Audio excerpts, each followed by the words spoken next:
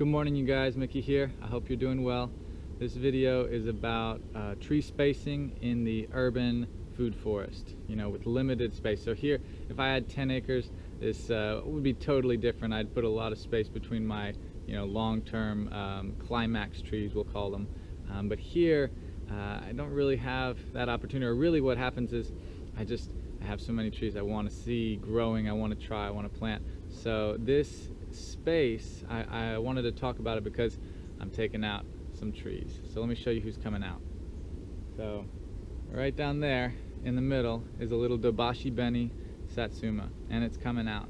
Originally, when I designed this space, I put that as a prime-time real estate spot. You'll see I brought it up nice and high, so I plant high here.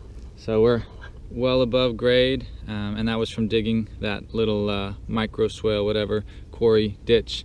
But what I've decided is that I really am going to prioritize this tree. So this is a Hachia persimmon, and I feel like I have a lot of citrus already, and I just, persimmons are such a native, kind of strong tree. I don't have to worry about cold protection. So it just got a little bit crowded. Now on the back side of this Satsuma, it's already a little bit crowded. So there's a jujube, and this is not my priority tree. There's actually a pear right there behind it that's going to be hopefully the longer term priority tree, and it's going to gradually shade out the jujube, and the jujube can kind of produce fruit just in the margins underneath on the edges.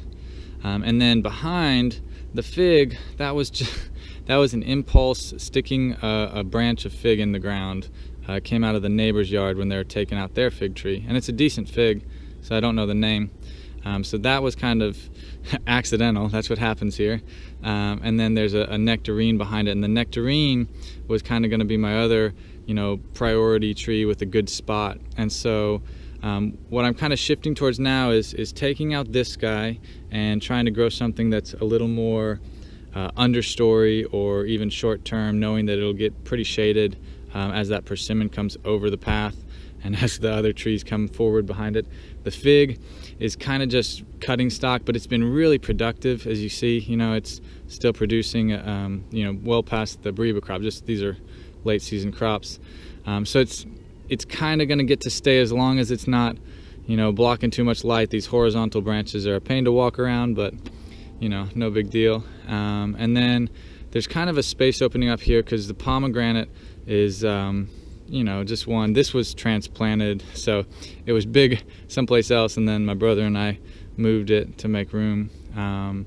But anyway, that's kind of the feel for spacing. What I do is I shoot for 10 to 15 feet between my climax trees, the really long-term invest. Some trees you can treat them differently. Like a fig tree, I treat not as a climax tree because it's only 3 or 4 years before you have a full-size fig tree. So you can just start over pretty quick. But that's not the same with citrus. It wouldn't be the same with avocado or some of the others. And even peach, even though it's quick to produce, having a really well-established stable tree is a pretty big deal. So like over here, this peach tree is really coming into its own. It's very stable now. It's been through the floods, it's been through the dry spells, and it's productive, so that's something of value. So here you can kind of see more of the spacing. These two are a little bit close, so the peach to the kumquat, but the kumquat is my low value tree that I'm gonna maybe just hope that the peach goes up and above. And then here is another one coming out absolutely. So this pear, Florida home, just giving it a try, trying out the pear cultivars, but that fig is coming out for sure. I was just going to wait till spring so it could find a new home someplace else, but it's just a rooted cutting, a non-named fig, and that's the kind of thing where those kind of trees can help you to get productivity or even just shade out your ground, and then knowing that you're going to take them out or transplant them. So the citrus was less intentional, but things like fig, you can grow them in the gaps. It's good to have a plan for your gaps. So here's a fig that was intentional because I wanted a named cultivar. This is LSU Purple. And then what's coming out here is this kumquat. This was a rescue, just needed a place to put it in the ground. And so it's coming out. The other tree that's coming out is right above the fig. So you talk about, I get you know, sometimes I really do go too far with the density. But this is a plum tree, and it's coming out, and there might be something else. You know, it's pretty dense. So I planted the fig knowing that the plum was coming out. So that was kind of just like a transition for this summer to help the fig establish.